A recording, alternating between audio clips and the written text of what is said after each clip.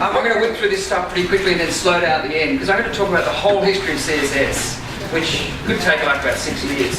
So what I'm going to do is cover 4 things, but because my font doesn't go there, the 4th one's missing, I'm going to run through a quick timeline, some of the key events that I think have changed CSS, and of course they're my interpretation. There's a good chance you'll probably think they're all shit, but that's fine.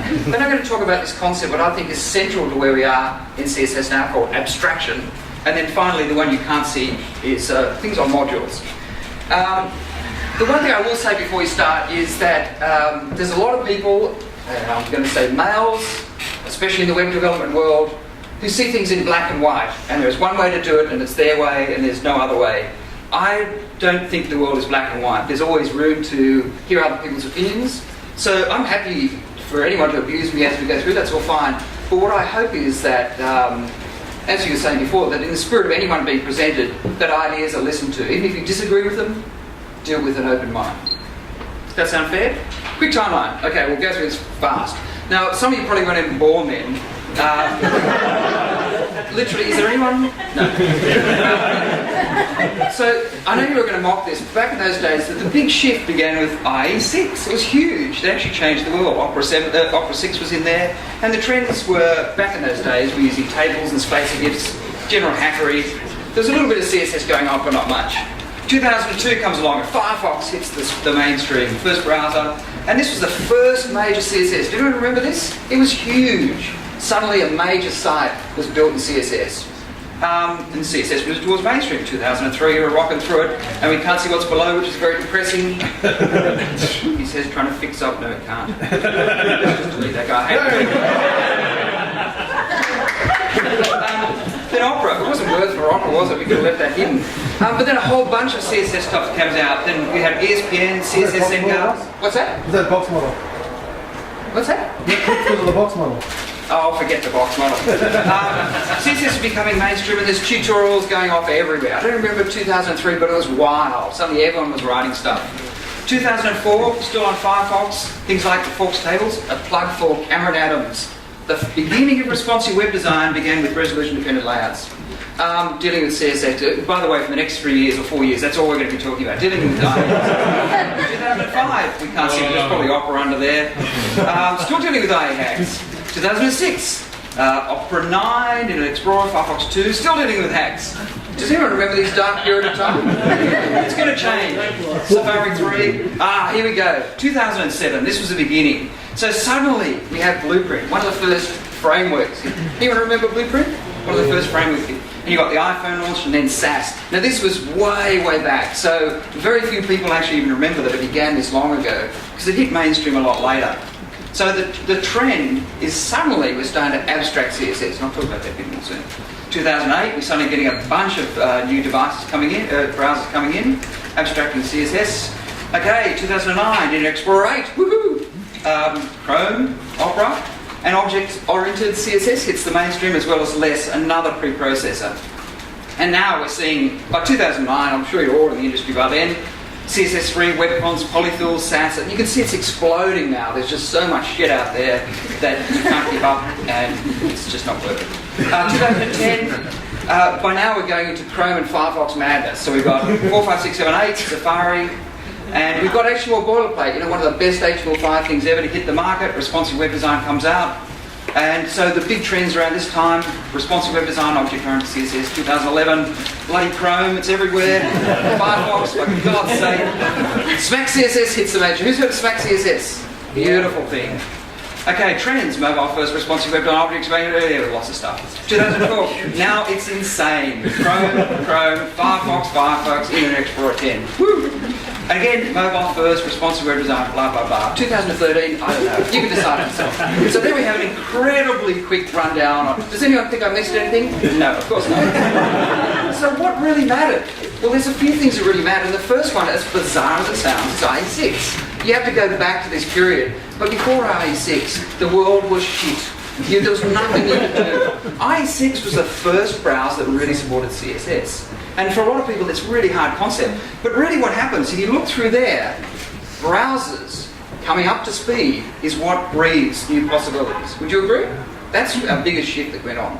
The second big shift is this idea of frameworks. I'll be talking about abstracting in a second. But this idea of frameworks which allow you to build large sites in a scalable way very quickly. CSS3 was a huge shift. A lot of people talk about CSS3 and its coolness, but to me it was more about efficiency. The fact that you didn't have to use images. 10,000 bloody round forward images. Anyone remember those times? Sad world. Web fonts instead. Okay, we're going back a bit of time here. Back to 95 when I began, half of people were born. One of my first jobs was the client wanted the text in a font. So I sat there in the first version of Firefox cutting headings as images and pasting them up. And here we are today, we have fonts. So for me, it's a teary occasion. Responsive web design, big things with different devices. Object-oriented. Has anyone not heard of object-oriented? You all know what it is, roughly? Yes? Okay. Smack CSS. So these are the big things going on, and preprocessors, this idea that you can build things more efficiently now. So there we have it. They're the big things that I think. Is there anything, before we go on, any big thing that you think I've missed that really changed CSS over the last few years? Come on, don't be shy. Media queries. Oh, yeah, I classify that under responsive, but I think you're right. Good call up the back. Media queries with the backbone of responsive. I think that gets a door prize, doesn't it, for a great response? Yes. A free beer. Oh, it's you. No beer. Abstraction. Okay, this one I want to focus on very quickly. Abstraction. What the hell am I talking about here? Abstraction is the core of almost everything that we're doing now. If you look at a framework, you look at object-oriented, you look at Smack CSS, it's all about this idea of abstraction. And one of my concerns is that a lot of people nowadays will just grab a framework and slap it on a site and just assume that the job is done. I've seen a lot of people who just believe Foundation is the answer, or one of these other, 100 different options are available, and they don't look under the hood and see, is it the best model for me to be using? And a lot of people, even worse, don't actually know how it works, or even the core principles. So what I'll be talking about now, the abstraction, is the core principles behind any framework. So before we do that though, we have to talk about the problems that we've all faced with CSS. Now there's the biggest fight, and still going on today, slightly less so, is that when frameworks first came out, there was a school of thought that they were the work of the devil. Yeah? Because they had unsemantic class names, or they didn't use IDs. I mean, there was this fight that went on very early through that period. But it was the earlier style, including Zen Garden, was all based on this one principle, which is build one page. A lot of the principles we put in place were based on the idea of building a single page. And it wasn't until later, when we started building bigger and bigger websites, we began to realise that these ideas of completely clean markup and CSS from outside. Yeah, that was the old principle, yeah? The mantra was CSS outside, looking in, deep descended selectors, style the shit out of it, and you're done. Whereas as we worked on bigger and bigger sites and bigger applications, we weren't admitting that our CSS was becoming horrendous. And that's when things started to shake up. Frameworks, object-oriented CSS are all a reaction to this problem that we started out with this mindset of a single page rather than a site. So you've all had these issues, I'm sure. Things like lots of floats. I mean, Nicole Sullivan, who did the object-oriented thing, looked at sites and found they had like 600 versions of a float, or the Facebook blue was mentioned 350 times in a CSS file, things like this. So there's a lot of repetition going on in style sheets. And there's things that are often unmanageable. A classic thing is that you work on a thing and you just go, shit, and you just make the selector more heavy, and you've won, and you tuck it at the end, you go, dear God, don't let anyone see that. In fact, there's a new thing going around called shame.css. Have a quick look, shame.css, do a Google. What it is, it's an admission that we're all assholes, and we do it, but you tuck it in a file and you acknowledge it, and then you don't hide it away, and then you can come back to it later. And because it's in a shame.css file, you do have to address it at some point. So, abstraction is about creating reusable stuff. And what we're doing here is, I'm going to give you a quick example. It's all about defining a pattern. That's all it's doing, defining a pattern that can be seen across the site. Now here's an incredibly complex and difficult layout that we've got in front of us, and we're going to use that as an example. So if I get a site like that from a client, if I'm building the CSS and HTML for them, the very first things I start to do is look for patterns. And a quick example would be the row pattern. So right away, we've got a bunch of things that we can abstract out. Now in the old days, we'd do something like this. Do you remember those times? We'd do header and nav and main. But the reality is, do we need all that stuff? Halfway already, dear God. Okay, so when you abstract it, you're using two principles. You're saying, I want to boil this down to the core, the purpose of it. And then I want to use a single class to define that. So if you're using something like the row, then what are the core principles? Well, for each of those rows, we just want to solve two problems. We want to clear each row. Why would we want to clear each row? You go on dead silence. Come on, why would you want to clear each row? Nobody knows. It's just simple. CSS. Who's ever tried to float something and had it butt up against something else? Dear God, you guys are also young. Have you heard of floating? Well, in the old days, before you just use a framework, if you floated something, they'd butt up against each other. Whereas if you clear each row, clear left or clear right or clear both, then you have a clean slate each time you start a new row. Number one. The second thing is we want to force the row to wrap around a child. Now, probably all know this, but if I'm a parent element and I have children floating inside me, let's move on. Like a true father, I'll ignore them and collapse. Whereas if I was, I can answer that as a father. My children are out the car. We can use block formatting context to wrap around the child elements. Do you want to know what the block formatting context is? Hands up who's never heard of it. Oh, liar. The block formatting context does a number of things, but one of the things it does is trigger an element to wrap around children. So these two things are really important. We've now got this fantastic thing, the row. It will clear each row and will wrap around all its children. Now this is a beautiful thing, and you're all just looking at me like, I don't give a shit. I hate you all.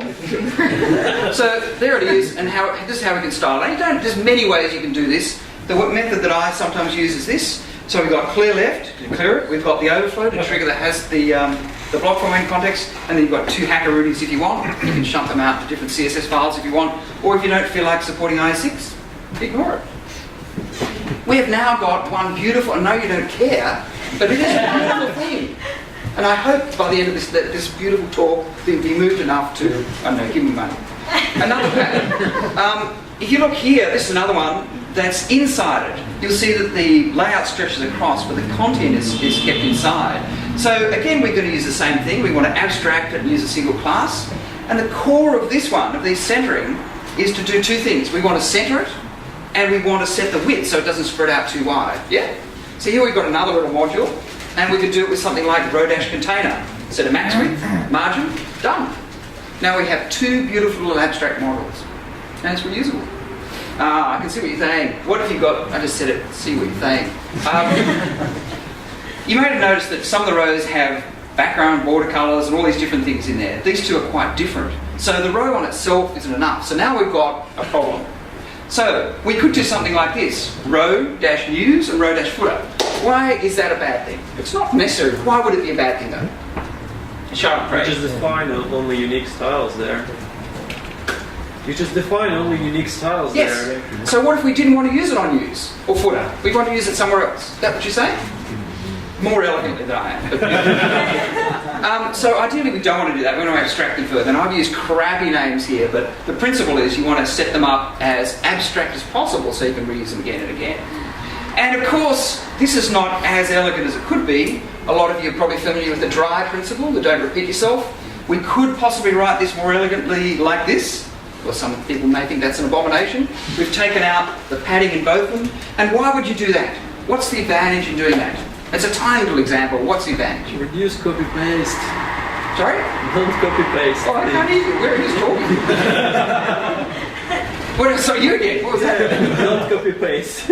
So no, that's a crappy answer. need to change it. Oh, did I just say that was a crappy answer? That was my inside voice. I meant to say that was an appallingly shitty answer.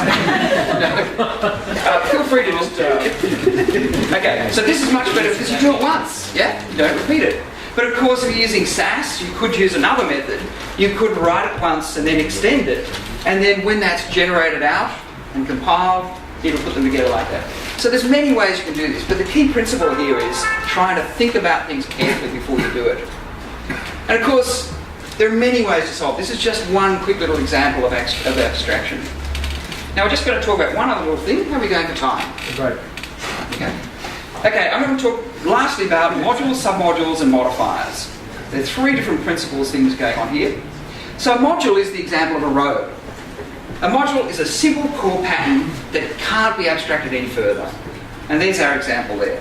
A submodule is a child of it. So our row container sits inside that, so that's considered a submodule. And then a modifier is something that modifies our module. And so we have things like row extend. So there we have it, the three concepts here, modules, submodules, and modifiers. And some people are beginning to write them in specific ways, so you can find them quickly. It's maybe hard to see down the bottom there, but they've got double underlines and double dashes, so they can distinguish between them. And you may be thinking, I've never heard of these, I think you're talking shit. Well, you're right, but there are a bunch of people out there talking very similarly. So a lot of you may have heard of BEM, yeah, the block element module, modifier. But you look across the various people talking about this, and they're all using very similar principles. That there is one core concept, and there are children concepts, and there are modifiers or variations. There's a pattern starting to emerge in the way people are talking about these things. So here's a bunch of things. If you are thinking about modules, ideally, and I know this is contentious because some people do it, but ideally we should avoid using IDs. In the old days I was obsessed with IDs. The further I've moved away from IDs, the lighter and faster my development has become. It means it's more reusable. Keep in mind the whole point here is abstract. Find a module that you can abstract right down to its core and that you can reuse, and then your CSS becomes lighter. In the old days I'd build into an element and it'd be all fixed to exactly where it was in that element. It was all heavily locked down. These days it's all about lighter and abstraction. But also much more easy to deal with specificity. The other thing is that these core elements, these modules, have to be as simple as possible. By making your base objects or your modifiers as simple as possible, it becomes Boolean. You either use the object or you don't. So keep them simple, and here's an example that you don't want to do. So you've set up this row and you actually go, well, I'm looking across that, I can see that they're all going to need padding on the bottom or top. Why is that a bad thing? We'll just add padding to the row. I won't abuse if you'd like to answer. Because I can see you boiling. I've ruined our relationship. Because you'll find another row that doesn't need padding. See, back in the good books. That's exactly right. As soon as you add something to it, you say, that's fine. A lot of this is based on this principle where you get wooed by what's in front of you. The idea is to, yeah, you know what I mean. If you're looking at it, you say, that's okay because every instance looks like it needs padding, that's fine. But that's not. Back away from that sort of thing. Back away. Of course, you know the problems are what happens if you don't have a row. Another thing we've got to really avoid is undoing styles, writing stuff and then undoing them. Any CSS says that unset style should start ringing alarm bells. Rule sets should only be inherited and never undo. So an example would be something like this. You look at the H2s and every H2 you design has a border bottom. So you say, that's it, H2, border bottom. Done and dusted. And because most of them look like that's what's happening, you think that's a good solution. Is it a good solution? It's not a good solution. People, come on, give me some feedback. But what happens if you don't want it? Well, I have seen people do this. And when I say people, I mean me. I've done it. By the way, I should just point out that anything you could possibly have done wrong in CSS, I've done. Over and over again. And in many cases, sadly, I've taught to people. So while you can hide your bad practices, I have years of teaching people where they can come back and say, 5 years ago, you taught me a very bad practice. And then I kill it. So is there a better way? Well, it's much better to write the element and then a modifier. Yeah? Makes sense? I know these sound very obvious. Isn't no border a modifier? Sorry? Isn't no border a modifier? Yes, but it's a bad modifier. Just shut up. Extend but don't modify. Software entities, blah, blah, blah, should open for extension but close for modification. Ideally, you shouldn't go in and change that row 1 minute. We can do it. Ideally, we don't want to modify it. So if you need to modify it, it's probably better to create a new module. And this is based on a principle which I'm sure a lot of you heard, the open and close principle. No shaking your head, anyone? Okay. It's a programming language thing. I'm just pretending I know about it. Think before adding new modules. Now I know we all have this problem. We're all done this. Didn't you say modules, submodules, and modifiers? I don't And then remember. you said 8 lines later, no modifiers. See how Let's talk about it in break. I think we've established by now that I'm talking total shit. This is the story of most of our lives. Would you agree? What happens is we go, I'm up for the challenge. And then by Friday afternoon, or worst case is later on after the science launch. And you just go, fuck it. I'm sure we've all done it. So ideally we want it to be maintainable. The key point here in this bizarre little rave that I've been giving you is abstraction is a beautiful thing. If you use it as a principle, it's really the backbone behind everything. Every framework uses abstraction. Every concept like object-oriented, SMAC, CSS, they all use abstraction. You don't need to use a framework to solve them. You need to think about how things are done. And if you use these principles, you have incredibly clean, lightweight CSS. That's it.